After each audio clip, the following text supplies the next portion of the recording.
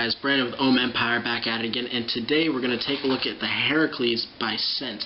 Now I know that this isn't my normal location. My living room is actually getting painted right now, so there goes my phone. So I can't quite post up at my vaping bar because there's nothing there and there's a ton of stuff on the bar. But a few things before we go into up close and personals about the Herakles. This is the first Sub-Ohm clearomizer that I've had since the Atlantis V1, and I was really reluctant to go back into the Sub-Ohm market just because there was a ton of them to choose from, and the Atlantis really left a bad taste in my mouth. And I know it's not fair to judge sins of the father on the sons. I would call the Atlantis V1 really the father of all Sub-Ohm clearomizers. That was the first one to really hit the market, that and the Kanger sub-tank. But it was so bad. I was so reluctant, so hesitant to pick up another one because I didn't want another experience like that. But I gotta say, since I've had this, I've really enjoyed it. Currently rocking the NI200 nickel coil head in this on my IPv4S. At 50 joules and 420 degrees. It's at 0.235, I believe. It actually reads down to the thousandth when you lock the resistance in.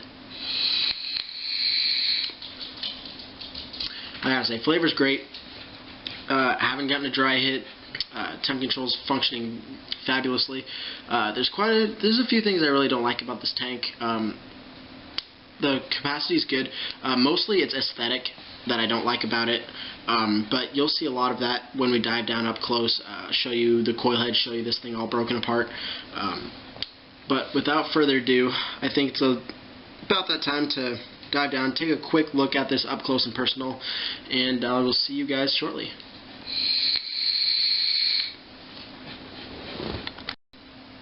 Alright guys, we are back up close and personal with a look at the Herakles by Scent. So this is the packaging that it's going to come with. You got your tank here, Scent and Herakles. You can see my box is absolutely destroyed. I had the biggest bitch of a time getting this out of the packaging.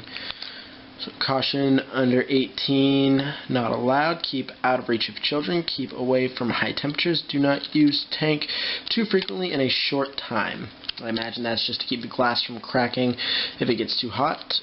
Got some info, the contents, got the Herakles tank, replacement atomizer, replacement Pyrex glass tank, which is nice, patented and all that good stuff. So the 0.2 ohm coil head they recommend using from 30 to 75 watts, and the 0.6 ohm coil head they recommend using 50 to 100 watts. The 0.6 ohm coil head is what is going to be pre-installed. The 0.2 ohm coil head is going to be your backup. Let's go ahead and grab this out of here. This is still a big pain in the ass to get out of there.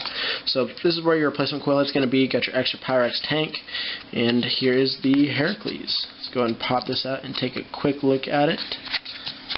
So here we are, got heatsink fins down here. This is also where you have your adjustable airflow. Got your center pin, I believe it's brass or copper. I didn't bother looking that up. So your airflow is down inside of that heatsink, and I absolutely can't stand heatsink fin designs. You won't be able to see it, but they just trap the nastiest shit in there. You have to go in there and clean it out.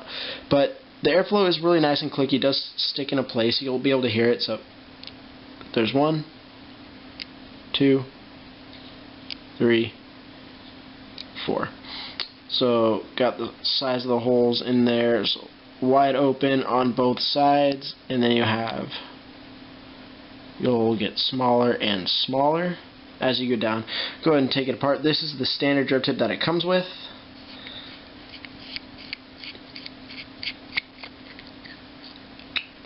Got your seal in there. That does tend to come off and stick to this lip of the Pyrex tank. It's kind of annoying. But yeah, this is how you'll fill it. You have to unscrew it and bottom feed it. It would be really nice if it was top fill design, like they're kind of starting to integrate into the Sub-Ohm tanks and RTAs. I like that a whole lot more than having to unscrew it like this and fill it up and so on.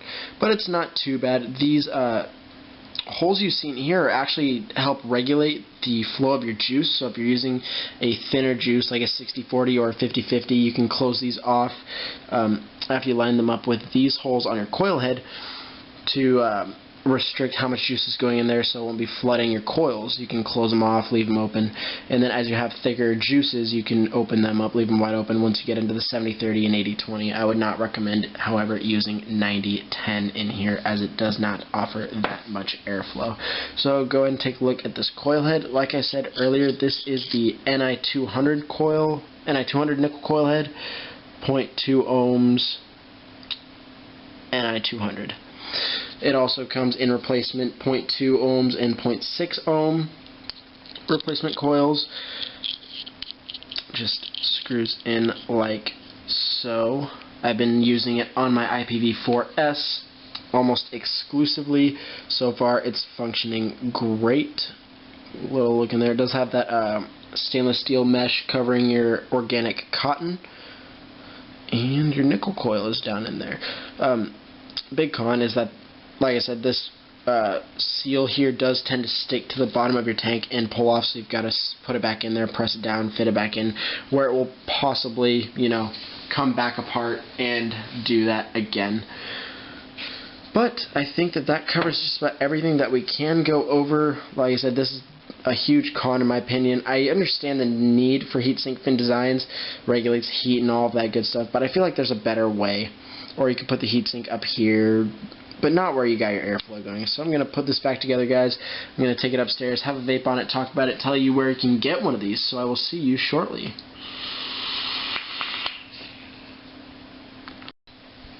What is up, guys? We are back up top talking about the Herakles by Sense. So let's go over a couple pros and cons. Cons first. I think that this device is really ugly. I hate the heatsink device design, heatsink design for the airflow. I think it's really ugly. I hate that it traps a shit pile of nasty dirt, grit, crap that you have to go in and clean out. I don't like that those kind of cover your airflow. It makes it a little bit harder to see. I mean, if you're up close and personal looking at it, you're going to be able to see where your airflow control is currently set at. But if you're just looking at it kind of from a distance trying to adjust it, you're not going to be able to see it. Not with things like the Atlantis V2 or the Arctic or the SmokeTech TC tank. So it's really ugly in my opinion. Juice capacity is nice. I think that one of the really big things in a market that's really kind of oversaturated with sub-ohm tanks is the compatibility with Ni200 coils. That is what really sets apart a lot of devices, is their compatibility and their availability for Ni200 temperature control coils. There's only a handful now. I don't believe that the Arctic has Ni200 coils. I'm pretty sure the Atlantis V2 does. I think the Sub-Tank was one of the first ones to announce Ni200 coils. Smoke has theirs. But in a market that's really kind of oversaturated with sub-ohm tanks, it seems like a new one is announced every week. Compatibility and availability for Ni200 coils is what really kind of sets this device apart. One thing that I didn't mention in the up close is that this the stock tip that it comes with isn't O-ring, isn't held in by O-rings. It's pressure fit. So it's just white pressure fit, and you just pop it in there like so. A lot of the drippers that I've been trying to use on there haven't worked all that well with it, so I've just been sticking with the stock one. It's not that bad. Pros, I like the juice capacity. I like the Ni200 coil compatibility. I like that the inner barrel here allows you to regulate the flow of your juices for your thinner or thicker juices. Another con, God, I jump back and forth, is that that seal that's in there tends to come out with your Pyrex tank when you're looking to fill it back up. Then you got to push it back down in there, get your hands all dirty and shit. That's just me.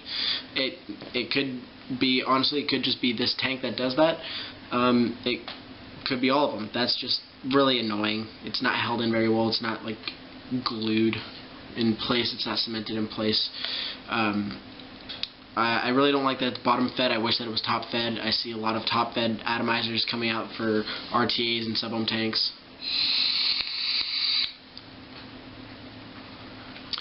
The price on this is really good, honestly. I like it. Online you can get it at VaporDNA.com. They have it for $29.99. They also have this in black, a black Herakles that you can get from Yeti-Vapes.com.